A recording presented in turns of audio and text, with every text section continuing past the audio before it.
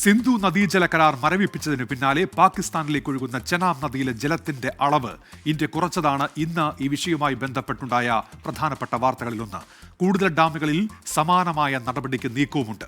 ഇരു രാജ്യങ്ങളും തമ്മിലുള്ള നയതന്ത്ര പ്രശ്നങ്ങളിൽ എന്താണ് ഈ നദികളുടെ പേരിലുള്ള പോരിന് പിന്നിൽ?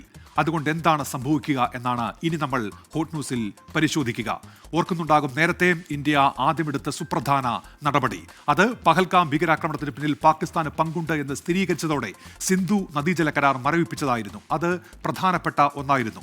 യുദ്ധപ്രഖ്യാപനമായി ഇതിനെ കാണുമെന്ന് പാകിസ്ഥാൻ അന്ന് തന്നെ വ്യക്തമാക്കിയതാണ്. ഇന്ത്യയിലൂടെയും പാകിസ്ഥാനിലൂടെയും ഒഴുകി അറബിക്കടലിൽ പതിക്കുന്നതാണ് സിന്ധു നദിയും അതിന്റെ കൈവഴികളും ഒക്കെ. ഇനി ഈ കരാറിലേക്ക് നമ്മൾ എത്തുകയാണെങ്കിൽ അത് 1960 നിലവിൽ വന്ന കരാറാണ് ഈ സിന്ധു നദീജല കരാർ എന്ന് പറയുന്നത്. അതിലെ സ്വാഭാവിക ഒഴുക്ക് തടസ്സപ്പെടുത്താൻ പാടില്ല എന്ന സുപ്രധാന വ്യവസ്ഥയാണ് കരാറിന്റെ ഭാഗമായിട്ടുള്ളത്. നദിയിൽ ജലവൈദ്യുത പദ്ധതികളുണ്ട്, ഡാമുകളുണ്ട്. അതൊക്കെയും ഉണ്ടെങ്കിലും സ്വാഭാവിക ഒഴുക്ക് തടസ്സപ്പെടാതെയാണ് ഇന്ത്യയും ഇത്രകാലം ആ നദിയുമായി ബന്ധപ്പെട്ട് ഇടപെടലുകൾ നടത്തിയത്. ഡാമുകളുടെ ഷട്ടറുകൾ ഉയർത്തുന്നതും താഴ്ത്തുന്നതും ഉൾപ്പെടെ നദികളുമായി ബന്ധപ്പെട്ട മുഴുവൻ വിവരങ്ങളും മുൻകൂട്ടി ഇരു രാജ്യങ്ങളും അറിയിക്കണമെന്നതായിരുന്നു വ്യവസ്ഥ. അതൊക്കെയും ഇതുവരെയും പാലിച്ചിട്ടുണ്ട് ഈ സംഭവവികാസങ്ങൾ ഉണ്ടാകുന്നതുവരെ. മറ്റൊന്ന്, ഈ കരാർ പ്രകാരം പീർ പഞ്ചാൽ മലനിരകളുടെ കിഴക്ക് പടിഞ്ഞാറ് ഭാഗത്തുള്ള കൈവഴികളുടെ നിയന്ത്രണാധികാരം ഇരു രാജ്യങ്ങൾക്കുമായി പകുത്തു നൽകിയിരിക്കുന്നു എന്നുള്ളതാണ്. കിഴക്ക് ദിക്കിൽ പരിശോധിക്കുകയാണെങ്കിൽ അത് രവി, സത്ലജ്, ബിയാസ് എന്നീ നദികളാണ്. ഇതിന്റെ നിയന്ത്രണാവകാശം ഇന്ത്യക്കാണ്.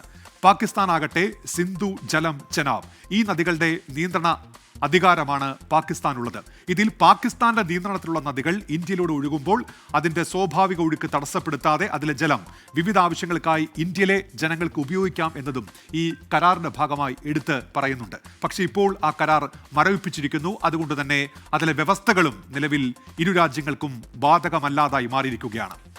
പാകിസ്ഥാൻ നിയന്ത്രണത്തിലുള്ള ചെനാബ് നദി ഇന്ത്യയിലൂടെയും ഒഴുകുന്നുണ്ട്. അതിലെ ബഗ്ലിഘാർ ഡാമിന്റെ ഷട്ടറുകൾ ഇന്ത്യ താഴ്ത്തിയതാണ് ഇന്നത്തെ പ്രധാന സംഭവവികാസങ്ങളിൽ ഒന്ന്. സ്വാഭാവികമായും പാകിസ്ഥാനിലേക്ക് ഒഴുകുന്ന വെള്ളത്തിൽ കാര്യമായ കുറവുണ്ടാകും. അത് വലിയ ആഘാതമാകും പാകിസ്ഥാൻ ഭൂപ്രദേശങ്ങളിൽ ഉണ്ടാക്കുക. കാരണം പാകിസ്ഥാനിലെ കാർഷിക മേഖലയുടെ 80% ജലത്തിനായി ആശ്രയിക്കുന്നത് ഈ സിന്ധു നദിയെയും ചെനാബ് ഉൾപ്പെടെയുള്ള അതിന്റെ കൈവഴികളെയുമാണ്. സ്വാഭാവികമായും ഇന്ത്യയുടെ നടപടി പാകിസ്ഥാനിലെ ആ ഭൂപ്രദേശങ്ങളെ വലിയ തോതിൽ ബാധിക്കുന്നതാണ്. ഇനി ഡാമുകളിലെ ഷട്ടറുകൾ ഇന്ത്യ ഉയർത്തുകയാണ് എന്ന് കരുതുക. അത് വലിയ പ്രളയത്തിന് ഇടയാക്കും പാകിസ്ഥാനിൽ. മുൻപ് ഡാം ഷട്ടറുകളുടെ ഉയർത്തലും താഴ്ത്തലും ഒക്കെ നടന്നിരുന്നുവെങ്കിലും കരാർ വ്യവസ്ഥ പ്രകാരം അതൊക്കെ മുൻകൂട്ടി നമ്മൾ പാകിസ്ഥാനെ അറിയിക്കുമായിരുന്നു. അപ്പോൾ സ്വാഭാവികമായും അവർക്ക് മുൻകരുതൽ സ്വീകരിക്കാൻ കഴിയുമായിരുന്നു. പക്ഷേ ഇപ്പോഴത്തെ സ്ഥിതി അതല്ല. ആ അറിയിപ്പിന്റെ അടിസ്ഥാനത്തിൽ കൂടിയാണ് പാകിസ്ഥാൻ അവിടുത്തെ കർഷകർക്ക് മുന്നറിയിപ്പ് നൽകുന്നതും കാലാവസ്ഥാ പ്രവചനം ഉൾപ്പെടെ നടത്തിയിരുന്നതും. വിവരങ്ങൾ ലഭിക്കാതാകുന്നതോടെ പാകിസ്ഥാൻ അത്തരത്തിൽ മുൻകരുതലുകൾ നൽകാൻ കഴിയാതെ വരും. അത് അവരുടെ കാർഷിക മേഖലയ്ക്ക് വലിയ തിരിച്ചടിയാവുകയും ചെയ്യും. പാകിസ്ഥാനിലെ ഭൂപ്രദേശം എന്ന് പറയുന്നത് പൊതുവെ വരണ്ട ഭൂപ്രദേശമാണ്. ഈ അതിർത്തി മേഖലയോട് ചേർന്ന് കിടക്കുന്നത്. അവിടെ ജലലഭ്യത കുറയുന്നതോടെ കാർഷിക മേഖലയുടെ തകർച്ചയ്ക്ക് അത് കാരണമാകും. ഭക്ഷ്യക്ഷാമം രൂക്ഷമാകും. സാമ്പത്തിക മേഖല താറുമാറാകും. പാകിസ്ഥാന്റെ മൊത്തം GDPയുടെ 25% വരെ കാർഷിക മേഖലയാണ് സംഭാവന ചെയ്യുന്നത് എന്നതുകൊണ്ട് തന്നെ അവിടെ ജലലഭ്യത കുറയുന്നത് പാകിസ്ഥാനെ വലിയ രീതിയിൽ ബാധിക്കും. കരയുദ്ധത്തെക്കാൾ വലിയ ദൂരവ്യാപകമായ പ്രത്യാഘാതങ്ങൾ പാകിസ്ഥാനിൽ ഉണ്ടാക്കാൻ പോകുന്നതാണ് നദികളിലെ സ്വാഭാവിക ഒഴുക്കിന്റെ നിയന്ത്രണം എന്ന് സാരം. അതായത് ഇന്ത്യയുടെ ഈ നടപടികൾ പാകിസ്ഥാന് കടുത്ത പ്രഹരമേൽപ്പിക്കുമെന്നുള്ള കാര്യത്തിൽ തർക്കമൊന്നുമില്ല.